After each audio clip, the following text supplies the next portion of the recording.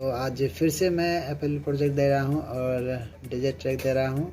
DJ track FL project है और बहुत ही अच्छा सॉन्ग है, ट्रेंडिंग सॉन्ग है। उम्मीद करते हैं कि आप सबको पसंद आएगा।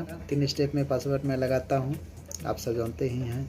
और डिस्क्रिप्शन में एफएल प्रोजेक्ट का लिंक है, डाउनलोड कर लीजिएगा। आप सबको दिखाते हैं किस तरह से एफएल प्रोजेक्ट है। चलिए वीडियो को स्टार्ट करते हैं। स्टार्ट करने से पहले आपसे छोटी सी गुजारिश है, अगर आप मेरा एफएल प्रोजेक्ट आप सबको पसंद होता है तो सब्सक्राइब कर लीजिए। आप सब वीडियो को देख लेते हैं लेकिन लाइक नहीं करते हैं, प्लीज़ लाइक कर दीजिए। तो चलिए चलते हैं अपने डेस्कटॉप के स्क्रीन पर, आपको दिखाते हैं किस तरह से। तो भाई हम आ गए हैं अपने डेस्कटॉप के स्क्रीन पर और चलिए आप सबको दिखाते हैं किस तरह से एफएल पे डीजे ट्रैक है।